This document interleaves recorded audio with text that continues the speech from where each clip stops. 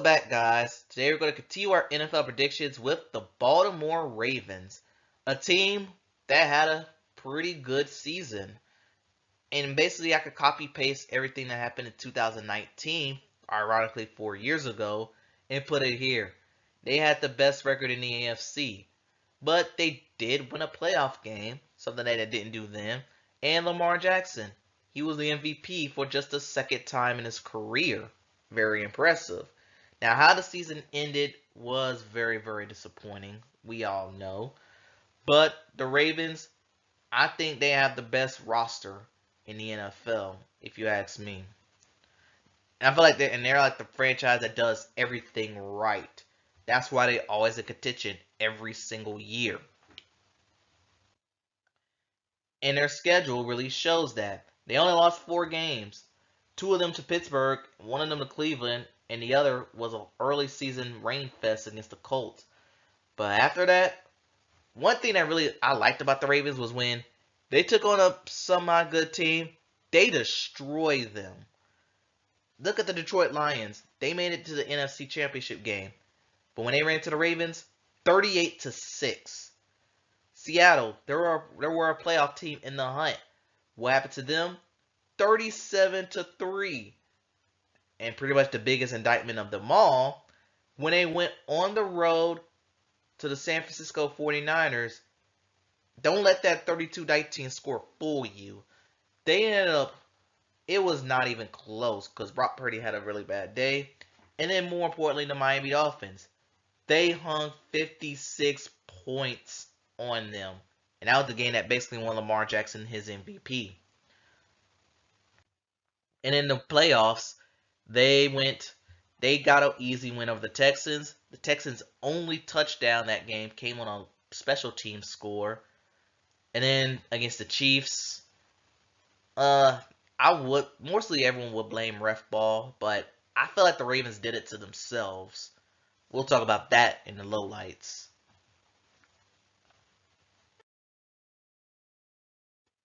Let's get to the highlights.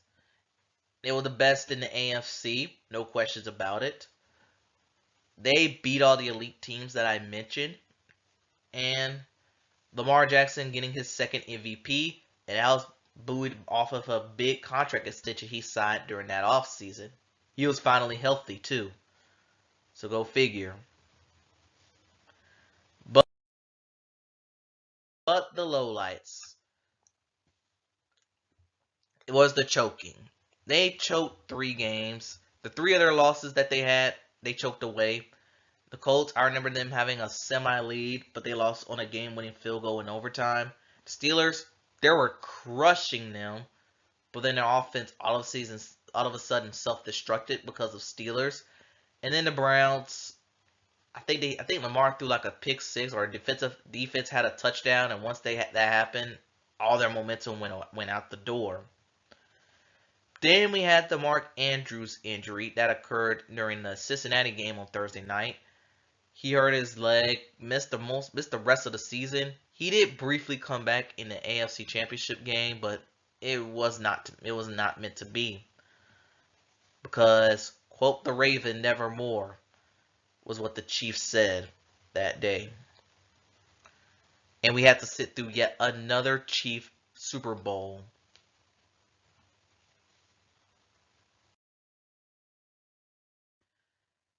And when it comes to additions, they mostly emphasize re-signings, but they had one big signee.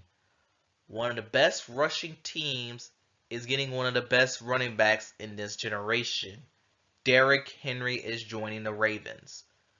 Why is it that I feel like why do I feel like a lot of Titans like to join the Baltimore Ravens and sometimes vice versa?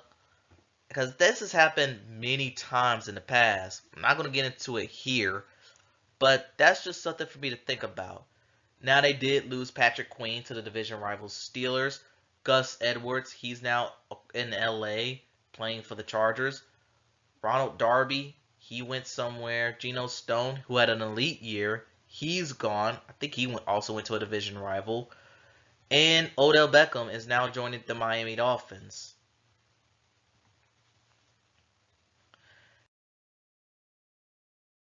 Now at the draft, they decided to take Nate Wiggins, the cornerback of Clemson.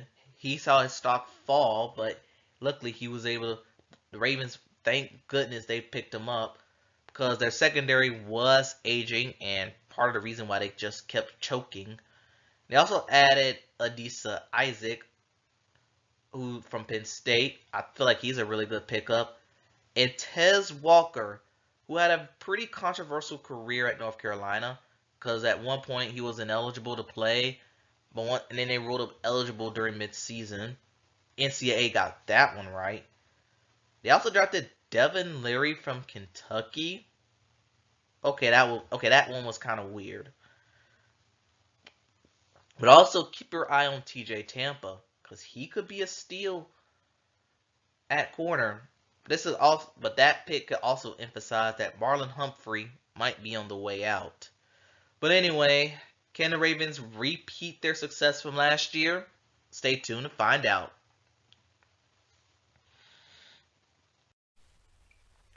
Okay, Ravens, let's take a look at your schedule. And I'm going to go really quickly because I've already done most of their games.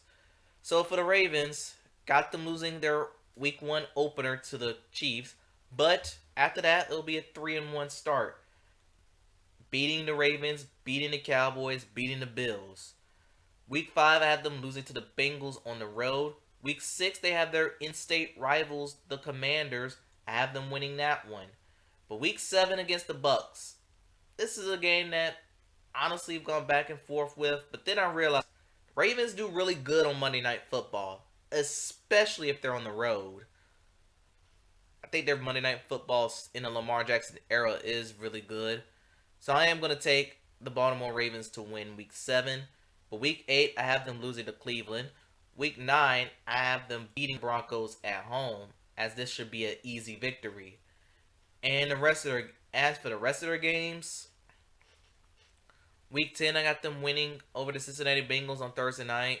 Have them beating the Steelers on the road, week 11. Then I have them beating the Chargers on the road in the Harbaugh Bowl, week 12. Before losing at home to the Philadelphia Eagles. And they have a very late bye week this year. Week 15, I have them losing to the New York Giants on the road. And losing to the Pittsburgh Steelers on the road at home.